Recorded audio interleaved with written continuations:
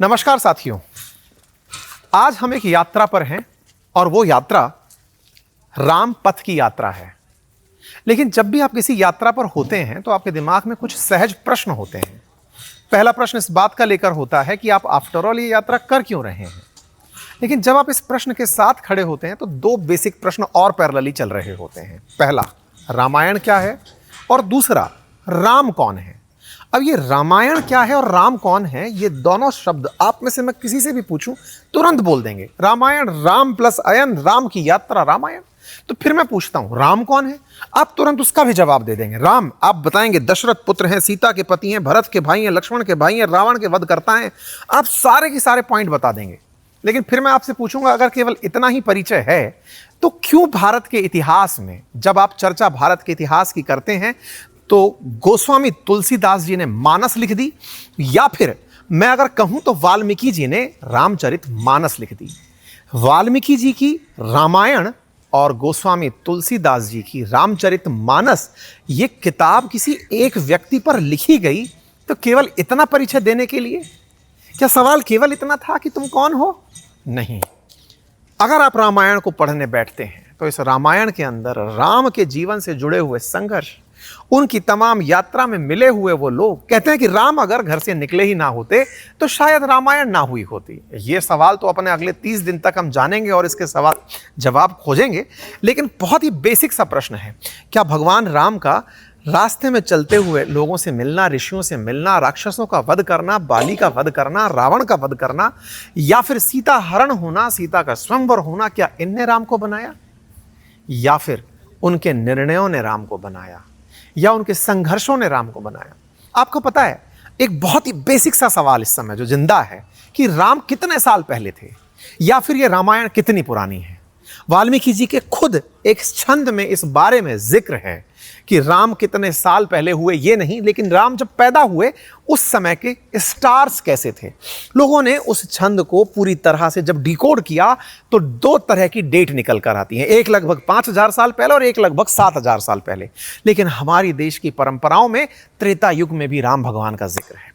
तो मेरे अंदर इतनी कुव्वत नहीं कि मैं ये पहचान लूं कि हमारे इतिहास के पुरोधा भगवान श्री राम इस धरती पर कब आए थे, लेकिन मैं ये मानने के लिए तो तुरंत सहज रूप से स्वीकार्य हूं कि वो जब भी आए थे, चाहे 5000 साल पहले, 7000 साल पहले, कईयों काल पहले, लेकिन आपकी कहानी आज भी हर मनुष्य की बेसिक कहानी है।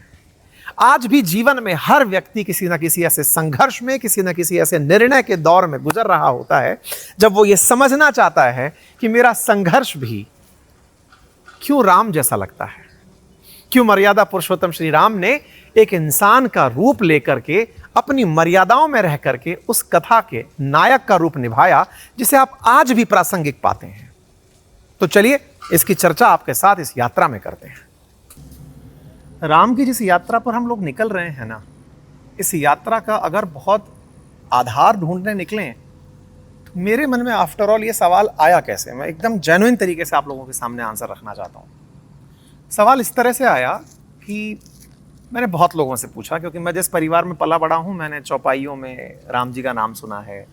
मैंने बहुत सी जगह, कहते हैं ना, राम के जन्म से राम, राम से लेके जय सिया राम से लेके राम नाम सत्य तक की कहानी हम समस्त हिंदू सनातन वासियों की रहती है। मेरे दिमाग में एक बहुत ही बेसिक सा प्रश्न हमेशा से रहा कि अगर राम भगवान थे, इतना कालखंड बदला, इतना इतिहास बदला, एक बार के लिए मान लेते हैं कि राम कब थे। मेरा बहुत ही बेसिक सा प्रश्न जिसने मेरे अंदर ये क्यूरोसिटी पैदा की वो ये थी कि बहुत बेसिक तरीके से मुझे कोई ये बता दे कि राम कब हुए थे। ओके, ये बेसिक सवाल। दूसरा एक सवाल और बना था मेरे दिमाग में, और वो दूसरा सवाल था रामायण क्या है। क्योंकि मैंने अब तक जितना भी सोशल मीडिया पर रील स्क्रॉल करो, किसी भी बड़े कथावाचक को सुन लो, एक दो ही तरह के, चाहे वाल्मीकि रामायण हो रही है या फिर रामचरितमानस हो रही है। तो मेरे दिमाग में प्रश्नों का भरपूर भंडार तय हो चुका था। मैंने कहा भाई साहब मुझे ये जानना है। और जानना क्यों है? क्योंकि मैंने जितना भी पढ़ने का प्रयास किया, मेरी नज़र में राम ना भगवान से ज़्यादा मनुष्य ज़्यादा नजर आए। क्यों नजर आए? अब भगवान नहीं कहोगे क्या आप भगवान को? यार मेरे को ना ऐसा लगता है कि भगवान खुद भी नहीं चाहते थे कि उन्हें कोई भगवान के रूप में जानता। भगवान खुद चाहते थे। मैं फिर से बता रहा हूँ, ये मेरा लर्निंग है, मुझे अभी अगले 30 दिन में बहुत कुछ सीखना है, मुझे नहीं पता है मैं क्या सीखूंगा, बाद में क्या कहूँगा। आज की स्थिति बता रहा हूँ, डे 1 है ये हम लोगों का। मुझे क्यों ऐसा लगता है, क्योंकि भगवान को अगर ना भगवान के रूप में आना होता तो भगवान तो विकराट स्वरूप लेकर के, जो हमने पढ़ा सुना कि भैया इतना 16 भुजा लेकर के आते या फिर इतनी ऊंचाई में दिखाई देते ही नहीं, वो इंसान का रूप लेकर के आए क्यों? जब ये सवाल बना ना तो फिर दिमाग में आया कि इंसान का रूप इसलिए लेकर आए कि हर व्यक्ति इस बात से रिलेट कर पाए कि मनुष्य के सामने चॉइसेस आती हैं। मनुष्य के सामने चॉइसेस आती हैं, इसका क्या मतलब है? भगवान राम को ये चॉइस थी कि भगवान अपने पिता का वचन माने ना माने। दशरथ जी ने तो कैकेयी को वचन दिया था ना, तो वो खुद क्यों माने? भगवान के पास चॉइस थी, वो राजा बनते। दशरथ के पास भरत के पास चॉइस थी कि वो राम की बात क्यों मानते। वो खुद राजा बनने की जगह भरत को राजा क्यों बना कर गए? भरत खुद भी सोच सकते थे कि मुझे राजा बनना है। माता सीता क्यों गई? छोड़ जाती। मतलब मैं जितना देखता हूं ना, मतलब भगवान राम रावण को हरा देते हैं लंका का, लेकिन राज नहीं लेते हैं और कहते हैं कि नहीं मैं तो अब विभीषण को राजा बनाऊंगा। मतलब पूरी कहानी चॉइसेस पे है। तो मुझे लगता है मेरे जीवन में भी तो ऐसी ही चॉइसेस आती हैं। और जब मेरे जीवन में ऐसी चॉइसेस आती हैं ना, तो जब इंसान चॉइसेस के अराउंड चल रहा होता है तो सवाल वहीं के वहीं खड़े होते हैं कि क्या बेस्ट चॉइस लेनी है। और जब किसी व्यक्ति की चॉइसेस इस तरह का इतिहास बन जाए तो रामायण कहलाती है। मैं जितना पढ़ रहा था, मुझे स्क्रॉल करते हुए जानकारी मिली, जितना इंटरनेट से जानकारी जुटा पाया, मुझे कुछ जानकारियां मिली। एक जानकारी जो मुझे सबसे इंटरेस्टिंग लगी वो ये है कि भारत के ज्ञात इतिहास में केवल 2 ही ऐसे ऐतिहासिक ग्रंथ हैं जिन्हें इतिहास माना गया है। एक है हमारी वाल्मीकि रामायण और एक है वेद व्यास जी की महाभारत। ये हमारे आज के इतिहास हैं। बाकी महाकाव्य हैं, पुराण हैं, ये सब हमारी जानकारियां हैं। अब एक सवाल बनकर आया कि अगर ये ज्ञात इतिहास है तो ज्ञात इतिहास में वाल्मीकि जी ने रामायण ही या राम ही क्यों चुना? पहले एक बात भी पढ़ के जो मैं समझ पाया कि रामायण है क्या, तो इसमें एक संधि विच्छेद है, राम प्लस अयन, यानी कि राम का गमन, राम की यात्रा, दैट इज रामायण। अब फिर सवाल बना कि अगर राम की यात्रा रामायण है तो वाल्मीकि जी ने क्यों राम का ही किरदार चुना? क्योंकि वाल्मीकि जी के समकालीन भगवान राम बताए गए हैं, यानी उसी समय पर वाल्मीकि जी जब थे तब भगवान राम हुआ करते थे। वाल्मीकि जी के रामायण से इस बात की पता चलता है कि भगवान राम कितने साल पहले थे। उनकी कुछ छंद और चौपाइयाँ हैं, मैं एडिटिंग टीम से बोलूँगा कि वो यहाँ पर लगा दें, जिसमें आपको ये पता चल जाए कि भगवान राम के बारे में उन्होंने जो बातें लिखी हैं आर्कियोलॉजिकली या फिर ज्योतिष में, जब उन बातों को कि ये राशि तब ऐसी रही होगी, कर्क राशि में ये रहा होगा, उस समय पर, उस पर्टिकुलर टाइम पर अगर कैलकुलेशन की जाती है तो ज्योतिषीय गणना में वो 5000 साल पहले या 7000 साल पहले की बात निकल कर आती है। मैं एक बार के लिए मान लेता हूँ, क्योंकि भगवान के बारे में हमारी लोक मान्यताएं हैं, परंपराएं हैं कि वो त्रेता युग में थे, मैं ये मान भी लेता हूँ। लेकिन मेरा सवाल वहीं की वहीं कि आपने राम जी को ही क्यों चुना? तो इसके बारे में ना मैंने एक बहुत अच्छा सा वो निकाल के रखा, जिसमें कि वाल्मीकि जी जो हैं वो नारद जी से पूछ रहे हैं कि मुझे कोई व्यक्ति बताओ जो श्रेष्ठ व्यक्ति हो, और जो श्रेष्ठ व्यक्ति हो उसके लिए उन्होंने, मतलब वाल्मीकि रामायण के अंदर जो शब्द यूज़ किया गया, जो चौपाई यूज़ की गई, मैं वो आपको शब्द से सुनाना चाहूँ कि एक आदर्श मनुष्य की खोज है, और उसमें है कि को अंशविन संप्रतम लोके गुणवान कच्छ वीर्यवान धर्म जाशा कृत्यज्ञासा सत्यवाक्यो दृढ़व्रतः। अर्थ क्या है इसका? इसका अर्थ है कि वो पूछ रहे हैं कि किसी एक ऐसे व्यक्ति के बारे में बताइए, इस संसार में ऐसा कौन है जो गुणवान है, पराक्रमी है, धर्मज्ञ है, कृतज्ञ है, सत्यवादी है और दृढ़व्रती है। ये वाल्मीकि जी नारद जी से पूछते हैं। दोनों ऋषि हैं, ऋषियों के बीच की संवाद है। जब ऋषियों के बीच की संवाद है तो सार है कि वो पूछ रहे हैं कि कोई श्रेष्ठ चरित्र मनुष्य बताइए। तब नारद जी कहते हैं, चारित्रेण चैको युक्तः सर्वभूतेषु को हित।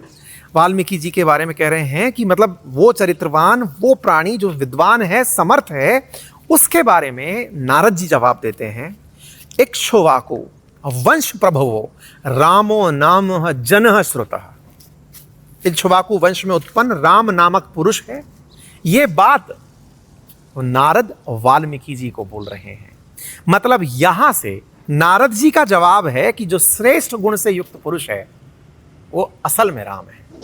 ये वाल्मीकि जी की प्रेरणा हुई। अब वाल्मीकि जी की प्रेरणा में राम को लेकर के जितने भी वृतांत हैं हम आने वाले समय में जानेंगे। फिर मैं पहुंचा कि रामचरितमानस में तुलसीदास जी की प्रेरणा क्या है। तो जब तुलसीदास जी भगवान राम के आने पर बाल रूप की व्याख्या करते हैं, और वो बाल रूप की व्याख्या करते हैं, भय प्रकट कृपाला दीन दयाला कौशल्या हितकारी,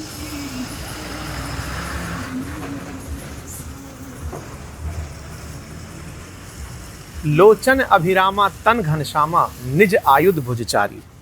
जब रामचरितमानस में तुलसीदास जी बाल रूप में आए हुए भगवान की व्याख्या कर रहे हैं, इसका मतलब वो एक ऐसे कृपालु की चर्चा कर रहे हैं, एक ऐसे व्यक्ति की चर्चा कर रहे हैं जिन्हें तुलसीदास जी एक कृपालु बालक के रूप में, जिनके प्रति माँ का जो दुलार है उसकी चर्चा को वो करना चाहते हैं। तो मैं जब इन दोनों चीज़ों को जान पाया तो मैंने कहा ठीक है, हमारे इतिहासकार वाल्मीकि जी की नज़र में भगवान श्रेष्ठ पुरुष हैं और तुलसीदास जी की नज़र में तो वो सर्वगुण संपन्न है। तो आज ये विद्यार्थी इसी खोज के साथ आगे बढ़ रहा है, अपने इन्हीं सवालों के जवाब खोजते हुए। और मैं आप सबसे यही कमेंट में जानना चाहूँगा, आपके लिए राम कौन है? हो सकता है आप में से कोई ये कहे कि मैं राम को नहीं मानता, कोई बात नहीं, बताइए ना मुझे क्यों नहीं मानते, क्या है तर्क आपका? मैं जानना चाहता हूँ। असल में मेरी क्यूरोसिटी है कि 5000 साल पहले भी अगर कोई घटना घटी हो तो वो आज तक प्रासंगिक कैसे है, ऐसे आज तक क्यों हम उनकी चर्चाओं को करते हैं, क्यों घर घर के अंदर हर दूसरे व्यक्ति का नाम राम, दशरथ, लक्ष्मण, शत्रुघ्न, सीता, उर्मिला, मांडवी, ये सब सुनने को मिलता है? क्यों नहीं आज भी सुपर्णखा, रावण, ये सब नाम हमें सुनने को नहीं मिलते? कहीं ना कहीं अगर